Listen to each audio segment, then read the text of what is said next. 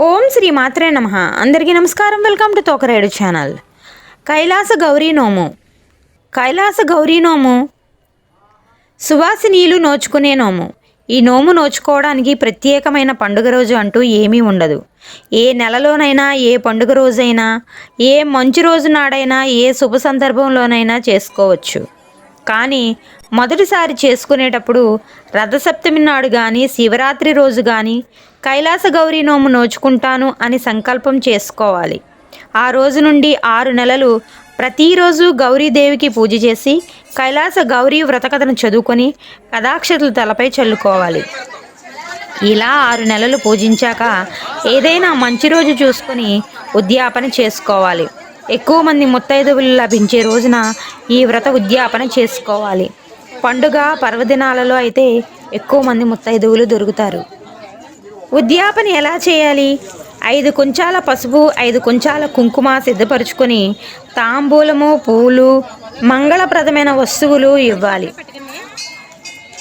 కుంచెడు అంటే 4 కేజీలు, 5 కుంచాలకు 20 కేజీలు అంటే 20 కేజీల పసుపు, 20 కేజీల కుంకుమ సిద్ధపరచుకోవాలి. స్తోమత ఉంటే రవికెల గుడ్డలు, చీరలు కూడా ఇవ్వచ్చు.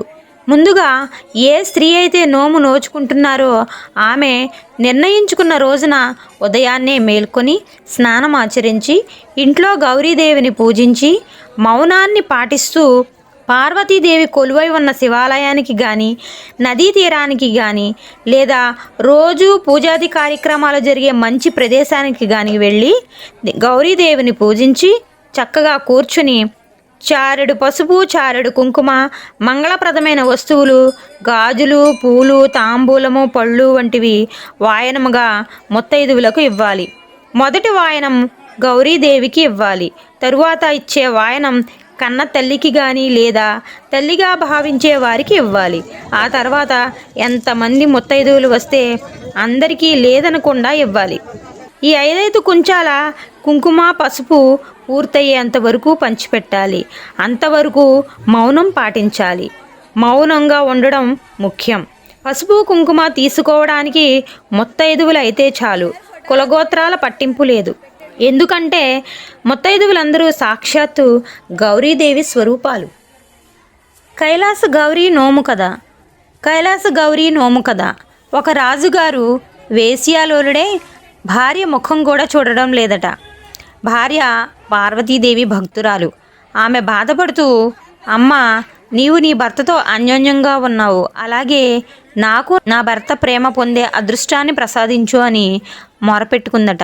ఒక రోజున పార్వతీదేవి ఆ భక్తురాలి కలలో కనిపించి కైలాస గౌరీ నోము నోచుకొని పసుపు కుంకాలను పంచిపెట్టమని చెప్పిందట.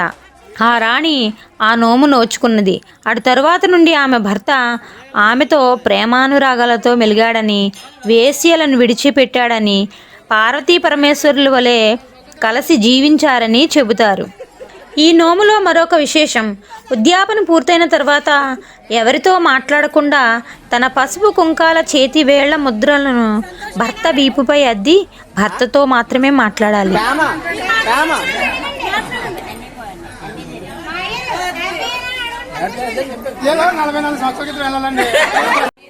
భర్త దూరంగా ఉన్నవారు తల్లితో మాట్లాడాలి. ఆ తర్వాతే మిగిలిన వారితో మాట్లాడాలి. దీనితో నోము పూర్తవుతుంది. ఆ జగన్మాత అనుగ్రహం అందరికీ కలగాలని ఆశిస్తూ మీ తోకరాయుడు ఛానల్.